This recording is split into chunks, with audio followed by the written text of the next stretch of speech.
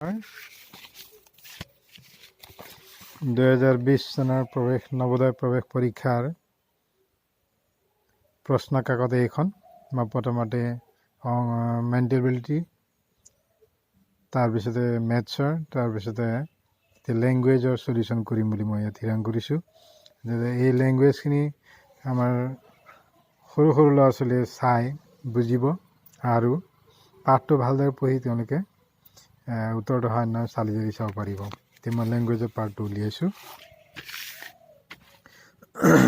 পৰ্যটন অনুচ্ছেদ 1 আছে পৰ্যটন মনোৰঞ্জক তথা শৈক্ষিক দুইটা হয়। ইয়াৰ 61 নম্বৰত আছে। যদি কোনোৱে বাস্তৱিক শিক্ষা পাব বিচাৰে তেন্তে তাৰ বাবে পৰ্যটন কৰাটো মহত্বপূৰ্ণ। গতিকে অপশ্যন চি হ'ব ইয়াৰ 61 নম্বৰত। তাৰপিছত 62 নম্বৰত আছে নিম্নলিখিত কোনটো শব্দ মনোৰঞ্জকৰ সমানাৰ্থী। ইয়াত শৈক্ষিক, মনোগ্ৰাহী, ভাগৰুৱা, দৃশ্য অৱলোকন আছে। ইয়াত কি হ'ব?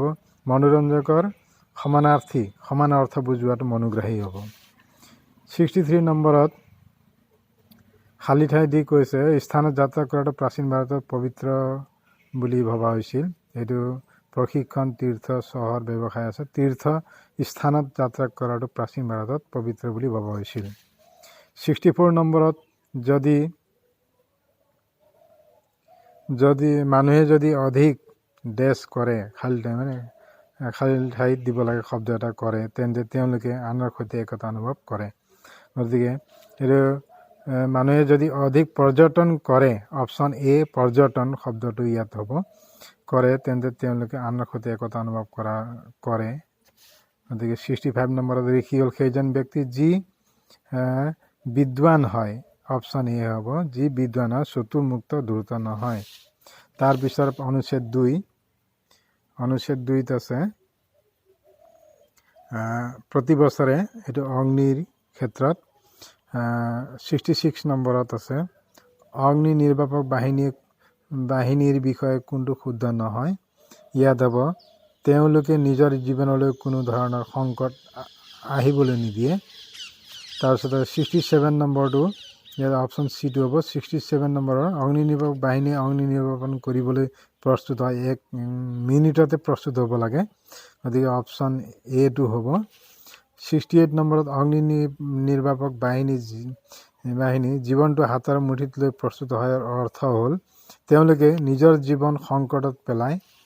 তাৰপিছত 69 নম্বৰ নিজ হাতেৰে চলোৱাৰ অৰ্থ হ'ল নিজ হাতেৰে কাম কৰা। 69 হ'ল। তাৰপিছত 70 নম্বৰ সংগঠিত হোৱাৰ অৰ্থ হ'ল ঘটা। হেমাই যিটো চেপ্টাৰ থাকিব, হেমাৰ নিজৰ বিচনাত বাগৰি কোঠাৰ চিলিঙত লাগি থকা তৰাবোৰলৈ চাই আছিল। তাই দুখী হৈ আছিল কিয়নো কোনোটো পোচাকে তাইৰ ফিট হোৱা নাছিল। এইটো পাঠটোৰ অনুচ্ছেদ 3 পাঠটোৰ 71 নম্বৰত আছে। হেমাই বিচনাত বাগৰি আছিল কিয়নো তাই ভাগৰুৱা আছিল।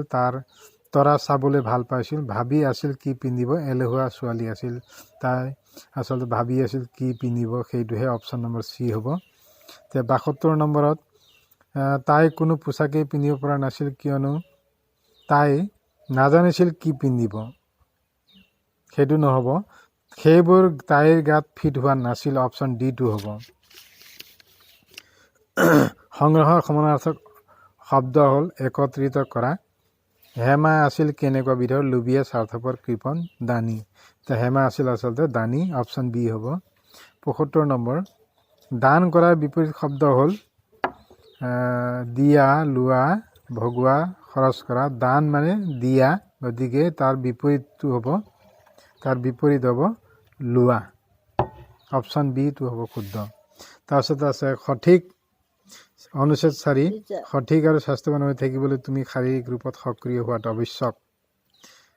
এই চেপ্টাৰটোৰ অনুচ্ছেদ 4 76 নম্বৰত এই অনুচ্ছেদৰ মুখ্য উদ্দেশ্য হ'ল আমাক ডেছ লাভৰ বিষয়ে জনোৱা। চাইকেল চলোৱাৰ লাভৰ বিষয়ে জনোৱা এই চেপ্টাৰটোৰ মুখ্য উদ্দেশ্য সেইটো।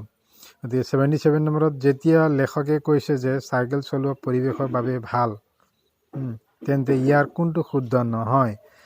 ইয়ে বাতাৱৰণ প্ৰদূষিত নকৰে, সেইটোও নহয়।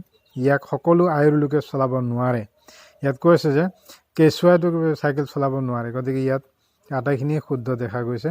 তো ইয়াক সকলো আয়ুৰ লোকে চলাব নোৱাৰে, অপশ্যন ডিটোহে ইয়াত শুদ্ধ হ'ব।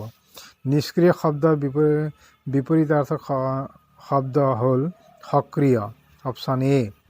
কম প্ৰভাৱী ব্যায়াম হ'ল যিয়ে ভাগৰুৱা নকৰে, অপশ্যন এ শুদ্ধ হ'ব। 80 নম্বৰত আছে নিয়মিত ৰূপত চাইকেল চলোৱা আমাৰ বাবে সহায়ক কেৱল এইটোৰ বাহিৰে, কোনটোৰ বাহিৰে? গুৰুতৰ দুৰ্ঘটনাৰ পৰা বচোৱাৰ ক্ষেত্ৰত এইটো অপশ্যন চিটো হ'ব।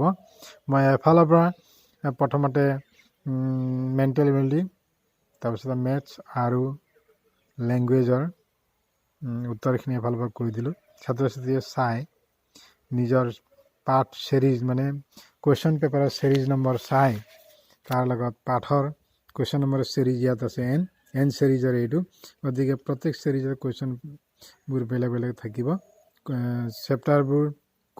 চেপ্টাৰৰ কুৱেশ্যন নম্বৰবোৰ বেলেগ বেলেগ থাকিব। গতিকে তাৰ লগত মিলাই চাই কোনে কিমান নম্বৰ পাব সেইটো অনুমান কৰিব পাৰিব। এইখিনি মই সহায় কৰিলোঁ ছাত্ৰ ছাত্ৰীৰ বাবে। ধন্যবাদ। আৰু লগতে